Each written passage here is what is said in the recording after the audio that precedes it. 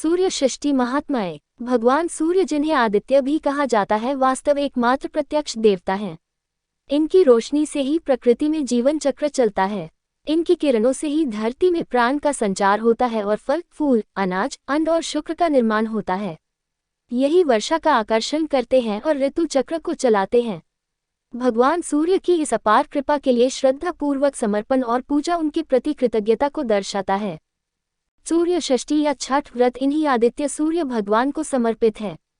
इस महापर्व में सूर्य नारायण के साथ देवी षष्ठी की पूजा भी होती है। दोनों ही दृष्टि से इस पर्व की अलग अलग कथा एवं महात्म्य है। सबसे पहले आप षष्ठी देवी की कथा सुनिए।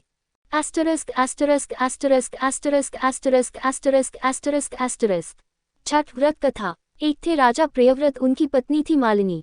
राजा रानी निसंतान होने से बहुत दुखी थे। उन्होंने महर्षि कश्यप से पुत्रेष्ठी यज्ञ करवाया। यज्ञ के प्रभाव से मालिनी गर्भवती हुई, परंतु 9 महीने बाद जब उन्होंने बालक को जन्म दिया तो वह मृत पैदा हुआ।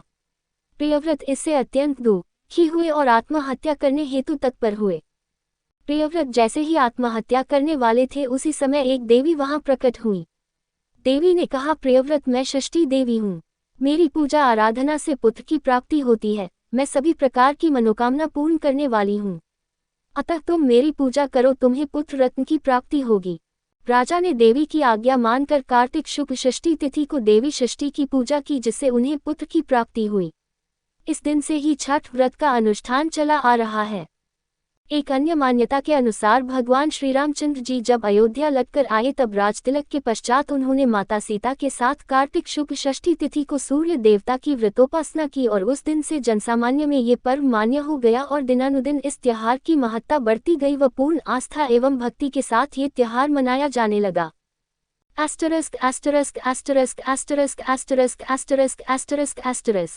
छठ व्रत विधि। इस त्योहार को बिहार, झारखंड, उत्तर प्रदेश एवं भारत के पड़ोसी देश नेपाल में हर्षोल्लास एवं नयम निष्ठा के साथ मनाया जाता है।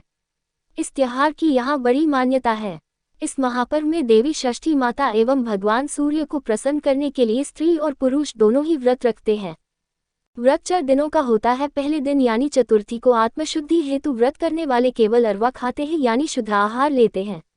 पंचमी के दिन नहा खा होता है, यानी स्नान करके पूजा पाठ करके संध्या काल में गुड़ और नए चावल से खीर बनाकर फल और मिष्टान से छठी माता की पूजा की जाती है। फिर व्रत करने वाले कुमारी कन्याओं को एवं ब्राह्मणों को भोजन करवाकर इसी खीर को प्रसाद के तौर पर खाते हैं।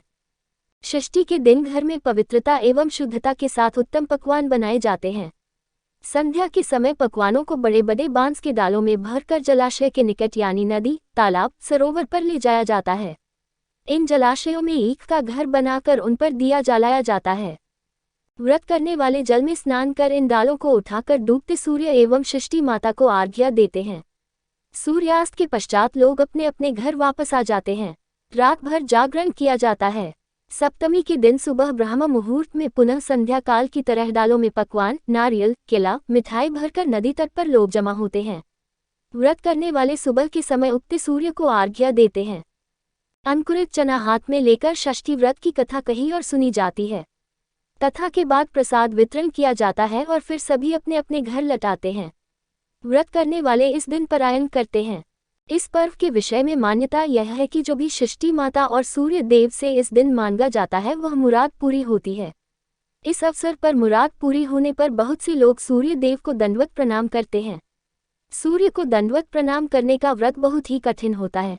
लोग अपने घर में कुल देवी या देवता को प्रणाम कर नदी तट तक दंड देते हुए जाते हैं। दंड की प्रक्रिया इस प्रकार से है। पहले सीधे खड़े होकर सूर्य देव को प्रणाम किया जाता है, फिर पेट की ओर से जमीन पर लेटकर दाहिने हाथ से जमीन पर एक रेखा खींची जाती है। यही प्रक्रिया नदी तट तक पहुंचने तक बार बार दोहराई जाती है।